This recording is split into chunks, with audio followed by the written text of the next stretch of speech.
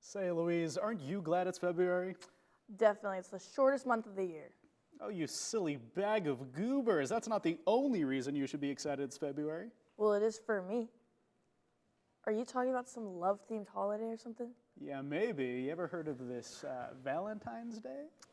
Ugh, yes, it's all just overpriced teddy bears, chocolate that makes your acne act up, being blinded by the color red, and romantic comedies reminding you just how single you are. I hate Valentine's Day. Who loves celebrating love more than Americans? Last year, we spent a total of $23.9 billion during the Valentine's season. If you're feeling the pressure to get your significant other a gift, that's because there is. The commercialization of this exclusive holiday is over the top. Not only are companies making money off of people and relationships, but single people are now a huge market as well. Between Valentine's Day and those who hate the holiday, there's plenty of overpriced, cheesy, can only be worn once a year merchandise being sold at your local CVS or Forever 21. While you may think Valentine's Day is all about celebrating love and romance, there's nothing accidental about the holiday robbing you blind. Romance is in the air, lovers in the street, and chocolate hearts fill the aisles. I love Valentine's Day. Sure, it is and always has been a commercialized holiday, but that doesn't mean it can't celebrate something genuine. Corporations are relying on you seeing Valentine's Day as nothing but a consumerist holiday, and that's easy to believe when any and every advertisement tells you to either make a big purchase or seem like a terrible partner. But relationships shouldn't focus on just the length of the receipt, and our celebration of love should reflect that. So make this Valentine's Day special sans credit card. Instead, you can cash in some quality time and words of affirmation for your loved ones. If nothing else, welcome the excuse to give some extra attention to the special people in our lives, even if that special someone is just ourselves. After all, we deserve it too.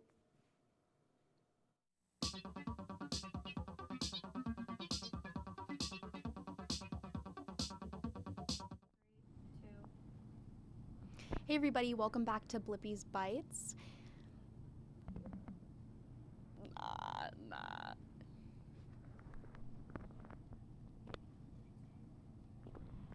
Valentine's Day is just around the corner, and I think Blippi has a couple things to say about that.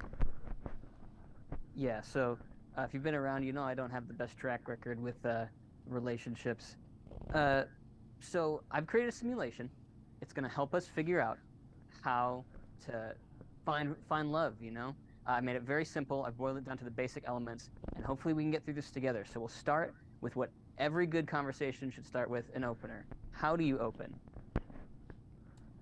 I'm probably going to open with my backstory. My backstory, I like to keep it a little bit light. When I was younger, I was left in a basket on the doorstep of Bill and Melinda Gates. That's Wow. me. Helps me get out the gold diggers. Cool.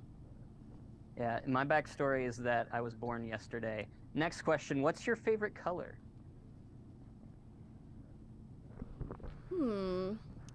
Okay. There's a couple options here. This is honestly a toss-up. These are all great colors. You couldn't Mayo is possibly pick a bad one. kind of dark, kind of scary. Eggshell's kind of fiery, kind of different. I might have to go with white just because it's really mysterious and intriguing, kind of different.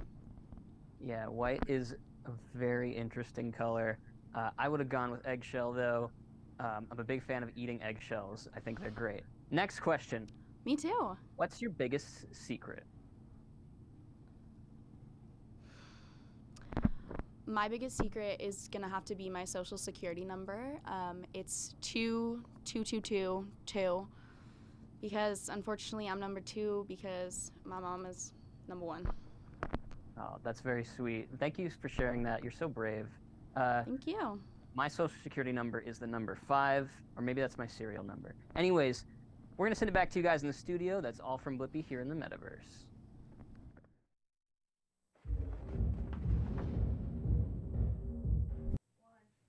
I've been told I say, I love you. Too soon in relationships. But how else am I supposed to thank my Uber driver?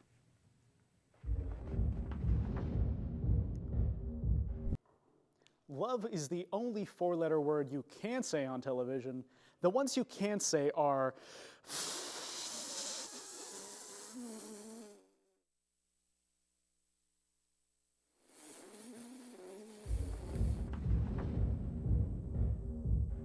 I'm Jordan Puckett. I'm Melina Ramirez, and we're giving y'all the scoop on some Tinder nightmares. And some scary DMs. And joining us, we'll have our special guest, Preston. Let's get into it.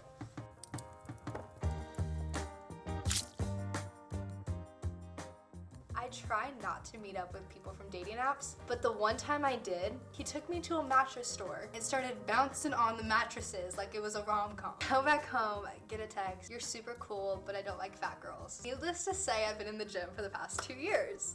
I matched with this guy who looked nice enough. So I met up with him for coffee, and he just would not shut the up about his stocks and how much he owned in these oil companies. And I'm like, do you not know the planet's heating up? Kind of tell that we weren't really compatible. I asked him to take me back to my place. I made up some excuse. And then he drops me off, and later he texts me, and I was like, I had a good time, but I'm not really feeling it. He was like, oh, well, I still would have you though. I didn't realize that was on the table. It was, but then I found out how boring you are. I was boring. You wouldn't shut the up about oil. Just because he's nice doesn't always mean that he's not crazy. Had one of the neighbors come up and try to help me with some of the stuff that I was moving. Exchange information. Now I get a message every morning. What are you up to? We should get breakfast.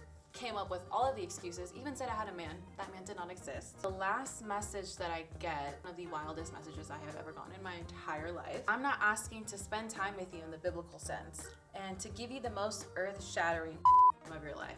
Although I could. You're my neighbor and I just moved here, so I'm trying to be friendly and hang out with some cool people. Now, some of our favorite, most atrocious DMs. Hi, is it okay if I send a picture of to you really quick? Just really quick. Sorry in advance. They say Jesus was baptized in the waters of Jordan.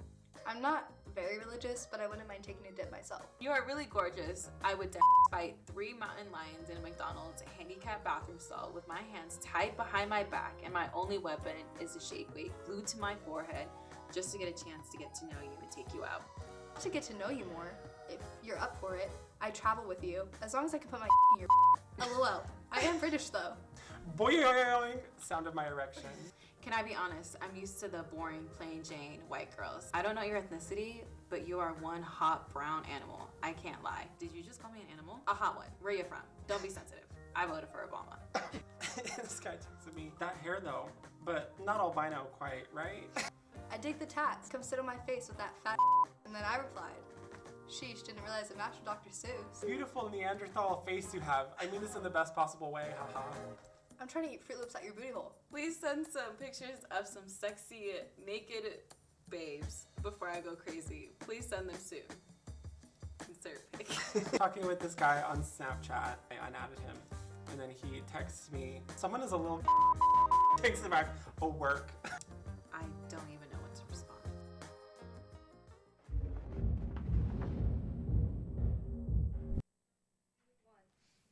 Please be responsible this Valentine's Day, because we would hate to have another one of you running around in 5 months.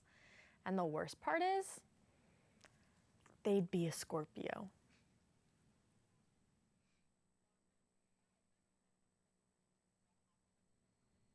Welcome to the special, lovely edition of Pop Culture. I'm Sammy Schwartz. And I'm Grace Swanky. If you're trying to ditch the cheesy rom-coms this Valentine's Day season, look no further because Netflix has a new show for you. The new reality dating show, Perfect Match, premieres on Valentine's Day. Netflix's description reads, as they compete to form relationships, the most compatible couples will play matchmaker, breaking up other couples and sending them on dates with new singles that they invite to the villa. It's sure to be a train wreck that you won't want to miss. The cast is composed of singles from previous Netflix shows, The Mole, The Circle, Too Hot to Handle, Love is Blind, and even more. The most dramatic dating show of all. The Bachelor is back on this season with Zach Shallcross as the leading man. Bachelor Nation is excited to see more of Zach's personality this season compared to when he was competing on The Bachelorette. Let the Bachelor Monday watch parties commence as we watch the remaining women fight for Zach's heart. And now it's time for Rapid Fire Headlines, Celebrity Couple Edition. Lizzo hard launched her boyfriend Mike Wright at the pre-Grammys gala. Vanessa Hudgens and baseball player Cole Tucker are engaged after 2 years of dating. Both Jay-Z and Beyonce are tied for the most Grammy nominations of all time with 88 nominations each. That's all for this week. Thanks for joining us.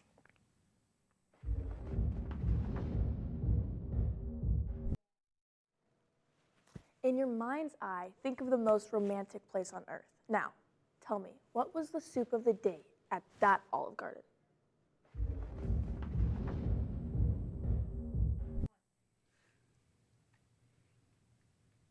The weather is warming up and the clock is ticking for students attending faith-based colleges. Ring by Spring is a phenomenon that occurs during the spring semester of some students' senior year at university. Once that semester begins, the particular pressure on religious students to get engaged or get a ring by spring is in full swing. During an interview with Vice magazine, Tyler Stanton, a photographer based in Utah, stated that May is a very busy month for him. Out of the 22 wedding shoots Tyler has planned for spring, 18 of them are student couples that attend BYU. In regards to the couples he photographs during this ring by spring phenomenon, he states, for lack of a better word, they're awkward. They just haven't been dating super long, so they're not comfortable with each other yet. It's very common for religious couples to rush into things and get hitched very shortly after the start of dating. But there's nothing wrong with taking things slow, getting to know your partner, and allowing time to decide what you really want for yourself. But some people say, when you know, you know.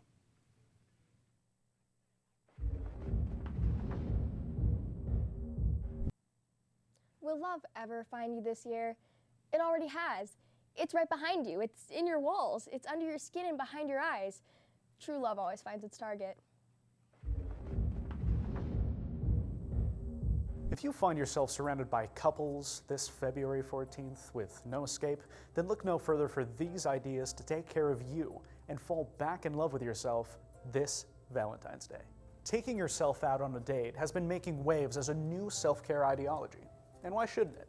We are so much harder on ourselves than anyone else in our lives, and self-care shouldn't be limited to just bubble baths, face masks, and going to bed early. Sure, it might seem weird to sit alone at a table for two, but it's okay to do things by yourself. In fact, the number of people who dine alone rose during the pandemic, and now people are also realizing you can travel solo. Because let's face it, that Hawaii trip is not making it out of the group chat. Do you want to take yourself out on a date but find yourself to be a little too nervous or hesitant to do so? Then reflect what's making you feel this way. Is a social stigma too much to bear, or are you just not in a good place to be alone with your thoughts? If you're still feeling bitter about a psycho ex, then go to a rage room, throw some axes. Nothing gets rid of toxic energy better than some safe, controlled aggression. Don't let the stupid lean love people get you down this Valentine's Day, because the chocolate and the Valentine's Day companies are gonna make bank off them. And in the long term, you'll be richer, because anyone who says you can't buy happiness is lying. Take yourself to a movie, get a big old slushie, ride your bike on the greenbelt, put on that album you've been meaning to listen to, or go downtown to one of the local art museums. Being a Boise State student, you get into the Boise Art Museum for free, easy as. At the end of the day, it's always a good idea to take things one step at a time. Maybe that bubble bath is the first step in working your way up to treating yourself to all the breadsticks at the Olive Garden.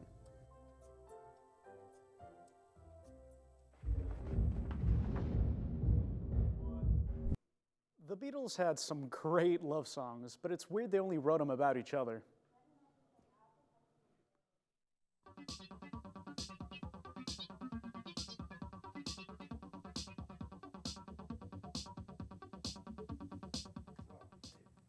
If there's one term to describe the current feeling of modern dating, it seems to be lonely. People of all ages feel disconnected from each other, and without success in real-life dating, many are increasingly retreating into online spaces. On one hand, we have superstar apps like Tinder and Bumble, and more worryingly, we have disillusioned young men joining incel forums to commiserate over how much they hate women on the other. Obviously, the internet is not inherently bad for romance. It's so much more convenient to vet potential partners over text than go on a million first dates that may turn out to be creepy or downright unnerving. But in a lot of ways, convenience can devalue parts of what makes the romantic experience so special in the first place. Attraction is much more complicated than whether someone is hot enough for you to swipe right on a split-second judgment. Sometimes you don't feel a spark until they tell just the right joke, or strike up a conversation about your favorite band, or you find out they're really confident and have a nice smile. The impact of face-to-face interactions, I